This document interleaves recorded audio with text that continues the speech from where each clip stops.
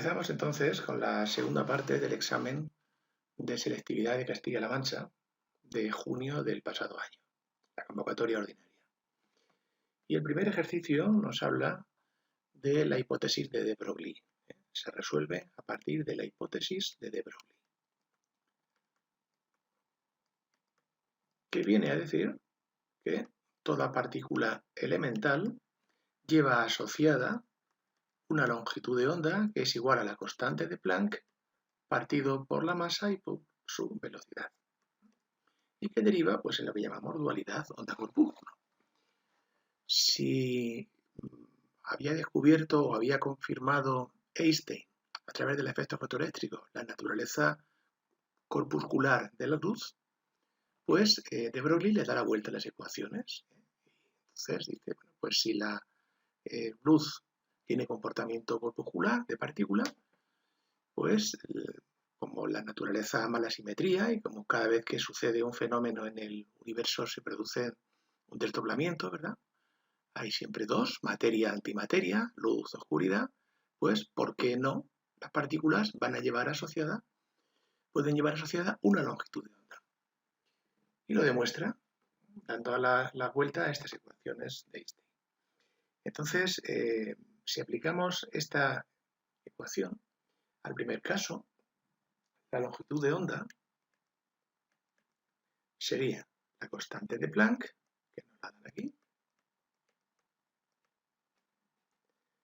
dividido entre la masa de la partícula, que es una partícula elemental para que esto tenga sentido, ahora veremos por qué, y por la velocidad de la luz. Bueno, dice que teniendo en cuenta a la mitad de la velocidad de la luz, como la velocidad de la luz es 3 por 10 elevado a 8, pues sería 3 por 10 elevado a 8 entre 2. Esto nos da un valor de 4,85 por 10 elevado a menos 12 metros. Es una longitud de onda muy considerable, muy a tener en cuenta. Y que, si no se tuviera en cuenta, pues tendríamos la incertidumbre que nos dice Heisenberg, ¿verdad? Es muy considerable. Pero en el caso de una pelota de tenis, pelota y electrón.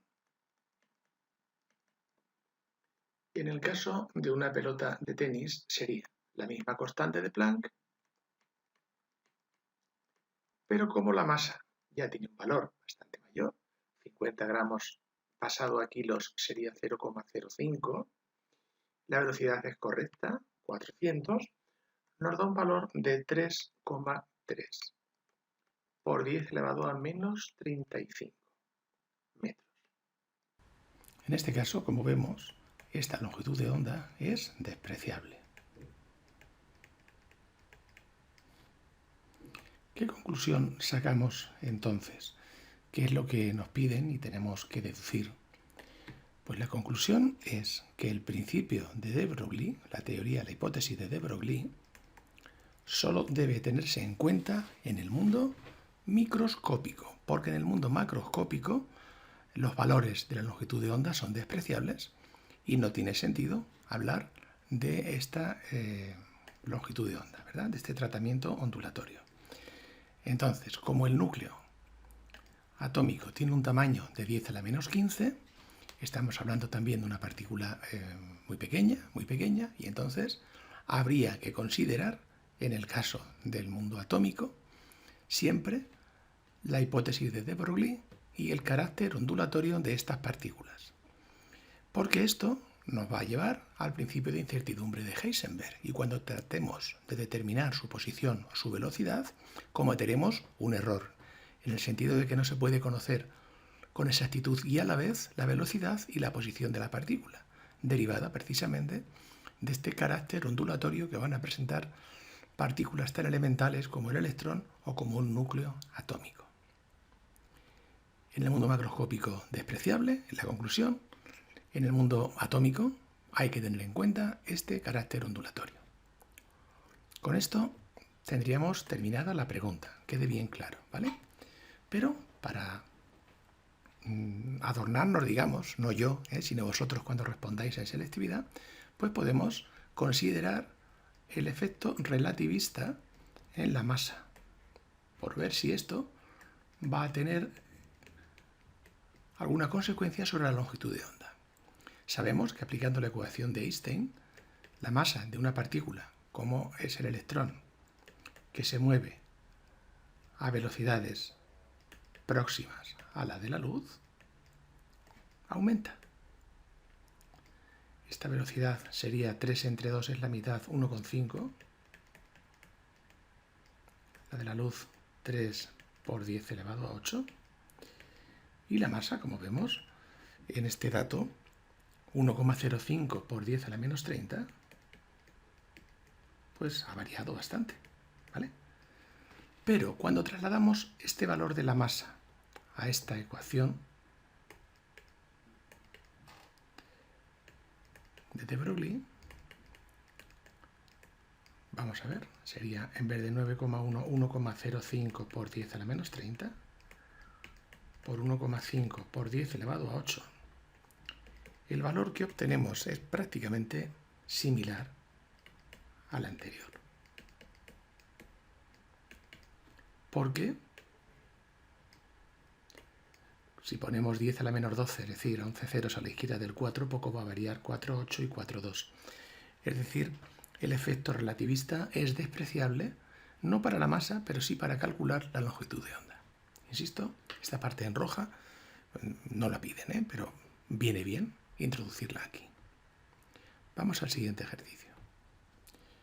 Esta pregunta nos habla del efecto fotoeléctrico, que nos dice que cuando se ilumina una placa metálica con una radiación de una energía determinada, esta radiación puede arrancar electrones de la placa metálica, ¿verdad?, e inducir una corriente eléctrica en un espacio en el que no haya un cable determinado, ¿verdad?, en un espacio de aire, ¿verdad? Nos dice entonces que la energía incidente es igual a la energía umbral, que se llama, o trabajo de extracción, y energía cinética. Hablamos entonces de energía umbral o el trabajo de extracción como la energía necesaria para arrancar el electrón. Y luego, si le damos una energía mayor que esta energía umbral, además le daremos una energía cinética. Entonces nos hablan del trabajo de extracción de 10 a la menos 18 y del potencial de detección. Ese potencial de detección es el que podría aplicarse aquí para poder detener ese electrón y que no llegara hasta el polo positivo. La energía cinética, bueno, el trabajo eléctrico, sabemos que es la carga por la diferencia de potencial, en nuestro caso la carga del electrón por este potencial de detección. Y este trabajo es igual a la energía cinética según el principio de conservación de la energía. ¿De acuerdo? Entonces, con el potencial de detección podemos sacar la energía cinética. Si aplicamos la carga, el valor que nos dan para la carga, 1,6 por 10 a menos 19, 1,602, lo mismo da, por el potencial, que son 0,1, este será precisamente 1,6 por 10 elevado a menos 20 julios, la energía cinética. Aplicando ahora el principio que tenemos aquí del efecto fotoeléctrico, esta energía incidente, H por la frecuencia, sería igual al trabajo de extracción, que es 10 elevado a menos 18, trabajo de extracción, energía incidente, ¿verdad?, más la energía cinética.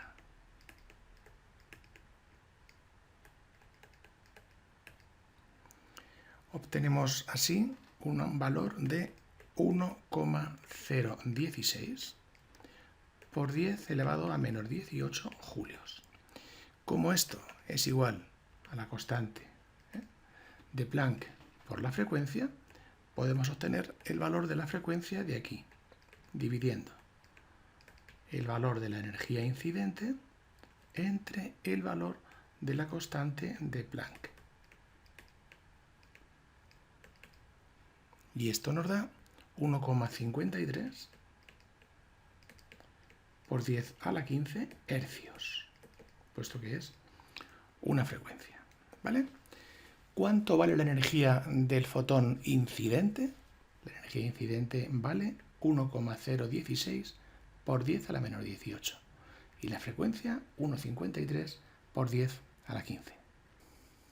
Para resolver este ejercicio vamos a tener en cuenta las leyes de desplazamiento radiactivo o leyes de Soddy y Fajans. Bien, algunas cuestiones previas. Nosotros, en química, sobre todo, ¿verdad?, estamos acostumbrados a ver el número atómico abajo y el número másico arriba. Entonces pudiera llevarnos a error estos números que tenemos aquí. Pero cuando dan el Neptunio, nos dicen que la masa, el número másico es 241, podemos entender que este 93 son números atómicos, ¿de acuerdo? Eso es la primera cuestión. Recordamos entonces que el número másico era el número de protones más neutrones y que el número atómico es igual que el número de protones e igual que el número de electrones. Cuando se emite entonces una partícula alfa es un núcleo de helio. Entonces, cuando se emite una partícula alfa, se produce una disminución en 2 unidades del número atómico y una disminución en 4 unidades del número másico. Mientras que un electrón, que es una partícula beta, tiene carga negativa, pero su masa no se considera. Por tanto, un electrón que tenía número másico 0 y carga -1, nos lleva a un núclido en el cual el número atómico ha aumentado en una unidad y el número másico se queda como está. Bien, pues con estas cuestiones previas vamos a responder a lo que nos preguntan. Empezamos con el Neptunio. Neptunio que tiene un número atómico 93 y un número másico 241. En primer lugar, nos dicen que se emiten 2 partículas beta seguidas. Una partícula beta, con lo cual nos quedará un elemento con un número atómico mayor que 1, es decir, el plutonio, porque con 94 vemos aquí que es el plutonio, y la masa no se ha afectado. Ponemos la siguiente partícula en esta serie radiactiva, se ha emitido una nueva partícula beta, por tanto, llegamos a un núcleo que el número atómico ha aumentado en 1, es el americio, y que, de nuevo, el número másico se ha quedado como estaba. Y por último, dice que se emite una partícula alfa. Si se emite una partícula alfa, venimos aquí, tendremos un núcleo que tenga un número atómico 93. Y si tiene un número atómico igual a 93, vuelve a ser el Neptunio, pero un isótopo del Neptunio, porque la masa habrá disminuido en 4 unidades. 41 sería 237. En esta reacción nuclear, entonces, el núclido resultante es un isótopo del Neptunio 241, que sería el Neptunio 237. La ecuación de movimiento ondulatorio, su elongación, tiene esta forma. A, en su formato seno, por el número de onda por x menos la frecuencia angular por el tiempo. Es decir, es una onda doblemente periódica en el espacio y en el tiempo.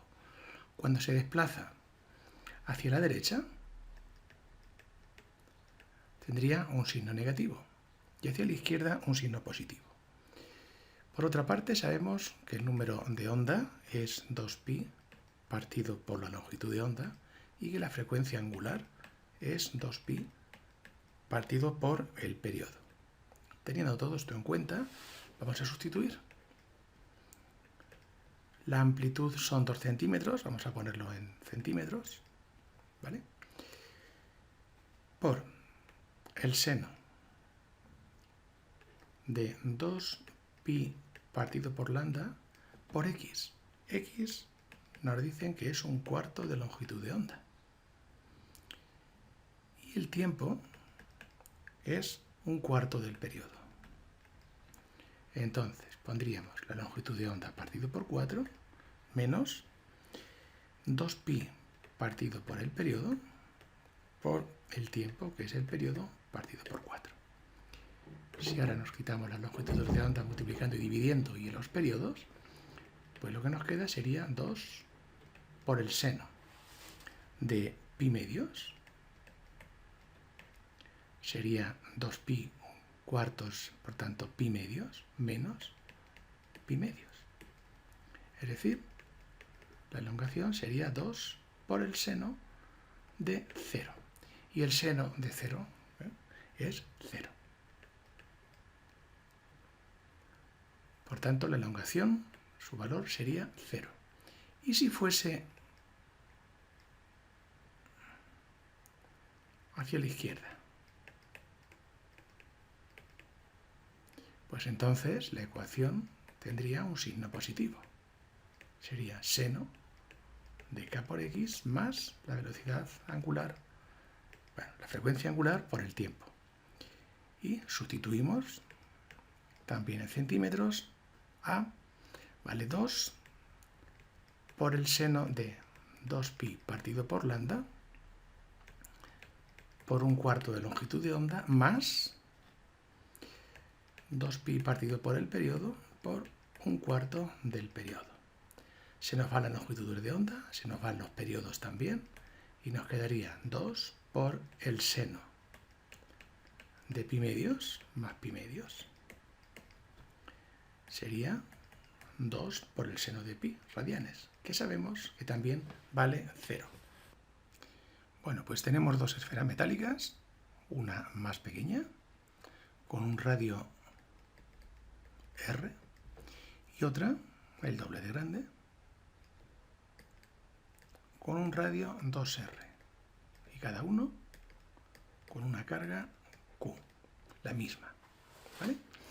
Entonces, determina la relación entre sus potenciales. Primero, cuando están separadas. Cuando están separadas, el potencial de cada uno es la constante 9 por 10 elevado a 9 por la carga partido por el radio.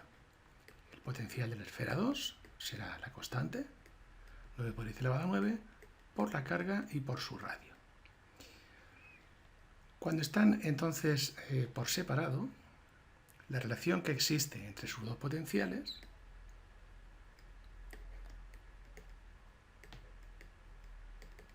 pues dividimos estas dos expresiones entre sí.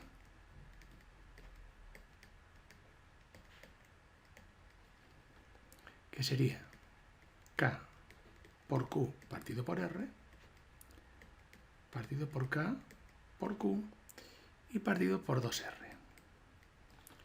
Si quitamos las magnitudes que son iguales arriba y abajo, Q y Q se van, las cargas se van, el radio también se va, y este valor nos queda igual a 2. Es decir, que el potencial 1 partido por el potencial 2 es igual a 2, lo que es lo mismo que V1 es igual a 2 por V2, cuando están por separados. Cuando estuvieran en contacto, lo que va a ocurrir es que los potenciales se igualan y habría un intercambio de cargas, ¿vale? Entonces, la respuesta es: ¿intercambiarán carga entre ellas? Sí. Hay un intercambio de cargas hasta que los potenciales se igualen. La de menor radio adquiere menos carga, la de mayor adquiere más carga. Es decir, pasa carga desde la que tiene mayor potencial, ¿vale?, a la que tiene menor potencial. Del mismo modo que el agua, por ejemplo, en el caso de la corriente gravitatoria, va desde los sitios con mayor energía potencial gravitatoria a menor energía potencial gravitatoria, sabemos que también las cargas se desplazan desde los mayores a los menores potenciales. Como vemos aquí, el potencial de uno es mayor que el de 2, es el doble. Por tanto, desde la más pequeña a la más grande habrá una transferencia de carga hasta que los dos potenciales se igualen. El valor de la energía cinética en este ejercicio, que va sobre gravitación, en A, por ejemplo, pues sería 1/2 de la masa de A por la velocidad de A al cuadrado. La energía cinética de B sería igual a 1/2 de la masa de B por la velocidad de B al cuadrado. Por otra parte, sabemos que, como es un movimiento de rotación alrededor de la Tierra, se igualan la fuerza centrípeta, y la centrífuga. La fuerza centrípeta es la gravitación, pero la fuerza se proviene de la ley de gravitación universal. Y la fuerza centrífuga, pues es la que conocemos, la masa por la velocidad de A al cuadrado partido por el radio de A. Este radio de A es el radio de la trayectoria, que aquí no lo he podido dibujar bien para no mezclar cosas, pero va desde el centro de la Tierra al mismo centro del satélite. Entonces, simplificando, vemos que se nos va un radio con el cuadrado y lo que nos queda es que la velocidad de A al cuadrado es igual a G por la masa de la Tierra partido por el radio de A. Si traemos esto aquí a esta expresión, este valor de V sub A cuadrado, nos queda que la energía cinética de A sería 1/2 de la masa de A por G por la masa de la Tierra y partido por R sub A. Del mismo modo, la energía cinética de B sería 1/2 de la masa de B por la constante de gravitación universal, por la masa de la Tierra y por el radio de B. Y entonces vemos lo siguiente, que cuanto menor es el radio de la trayectoria, mayor es la energía cinética. Cuanto menor es el radio, no vamos a decir ni A ni B, mayor es la energía cinética. Entonces, como B tiene menor radio, ¿verdad? Menor radio, R sub A es mayor que R sub B,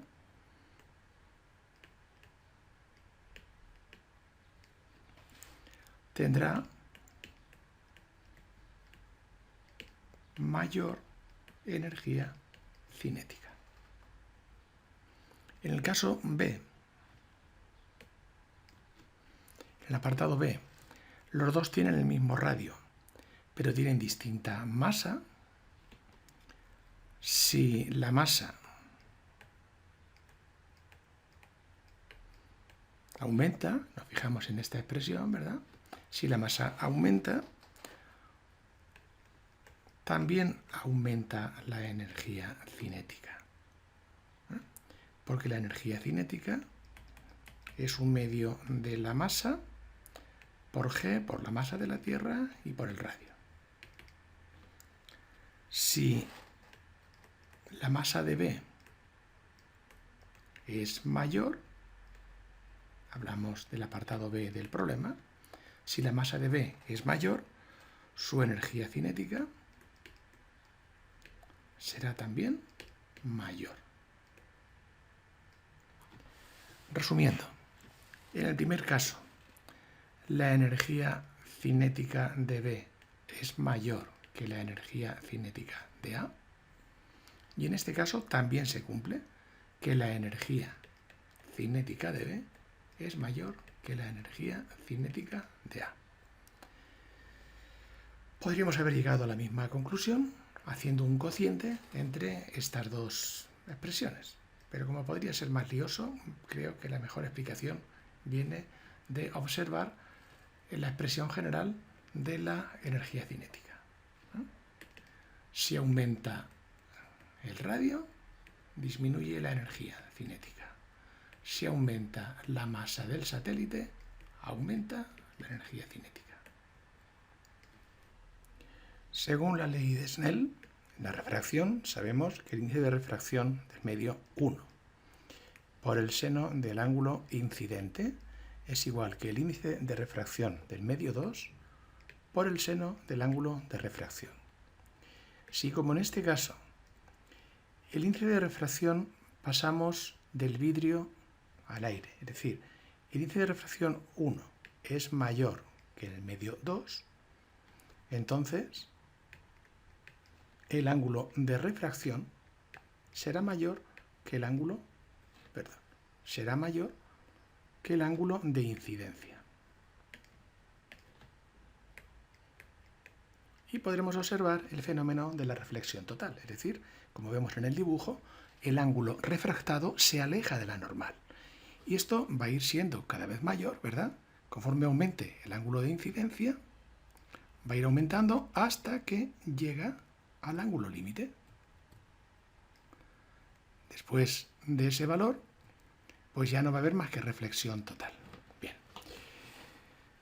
Quería haceros notar esto, dice, copia en tu cuadernillo. Parece una tontería, pero ¿cuántos hacen el ejercicio? En la hoja del examen se lo lleva, le entregas el cuadernillo y no va la hoja de examen. Por tanto, no olvidéis escribirlo aparte, escribirlo aparte. Y vamos a ir calculando. Entonces, llegará un momento que, como digo, si el ángulo de incidencia sigue aumentando, llega un momento que el ángulo de refracción son 90 grados, que es este caso que estamos dibujando aquí. Este sería el fenómeno del ángulo límite. Al ángulo de incidencia, se le llamaría ángulo límite. Y a partir de ese valor tendríamos únicamente reflexión. No habría refracción. Hablamos del fenómeno de reflexión total. Entonces, ¿cuándo va a haber reflexión total?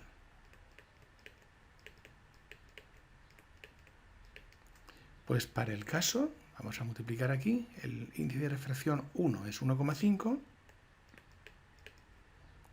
por el seno del ángulo de incidencia.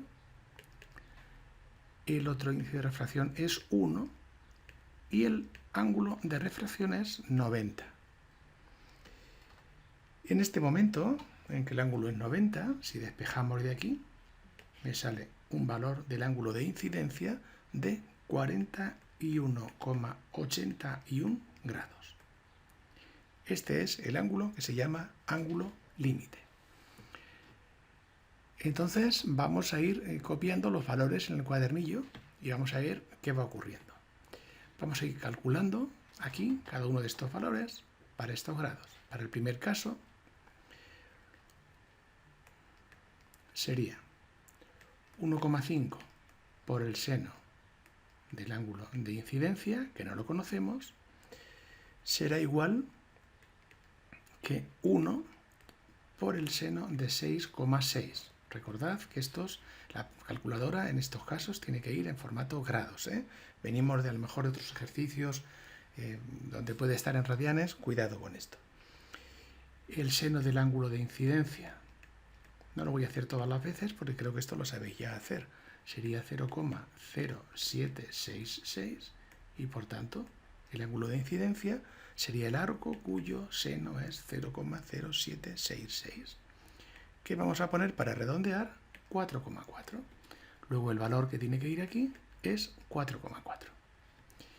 Para el segundo caso, pondríamos 1,5 por el seno del ángulo de incidencia, que es 25, igual a 1 por el seno del ángulo de refracción. Vamos a borrar esto para aclararnos bien. Y entonces, en este caso, el seno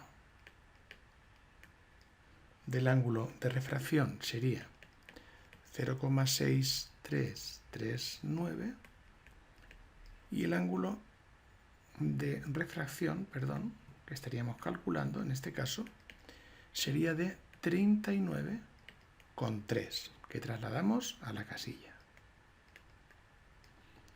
En el tercer caso, tendríamos 1,5 por el seno de 35 igual a 1 por el seno del ángulo de refracción.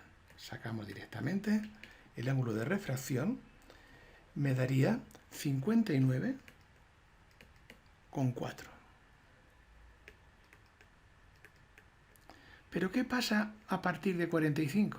Hemos visto que el ángulo límite son 41,81 grados. Entonces, todos los ángulos que sean mayores que 41,81 no va a haber refracción. Solamente, podemos ver aquí, ¿verdad? Solamente va a haber reflexión.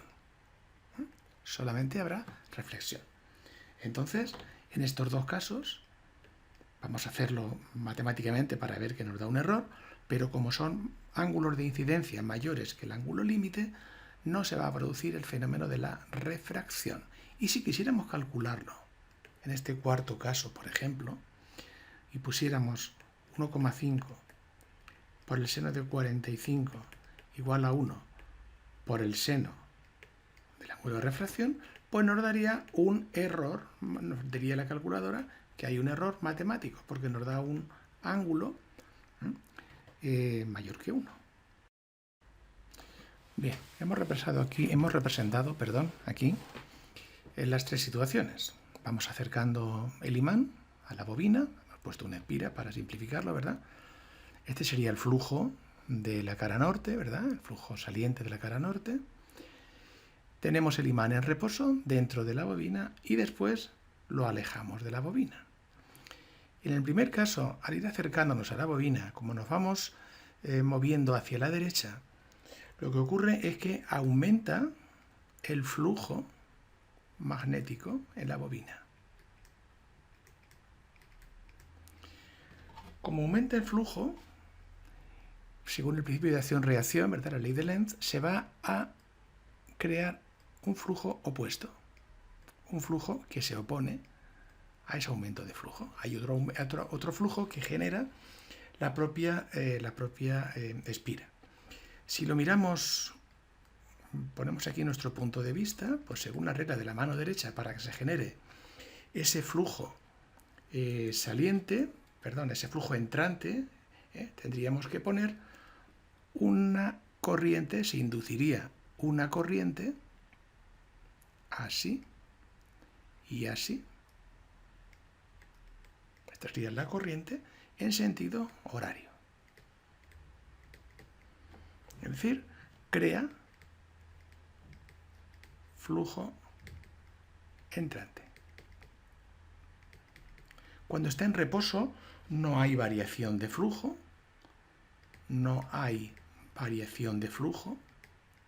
por tanto no se induce corriente. La aguja no se moverá. Y en el tercer caso, como el imán se aleja, este flujo, el flujo de la bobina que abraza la bobina, disminuye. Disminuye el flujo en la bobina. ¿Qué hará la bobina? Pues crear más flujo saliente en el mismo sentido. Según el punto de vista que estaría aquí,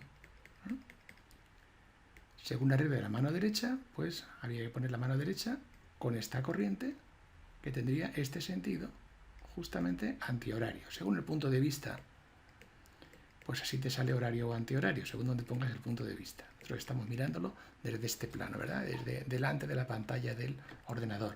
Pondríamos la mano derecha, ¿verdad?, para crear un flujo entrante.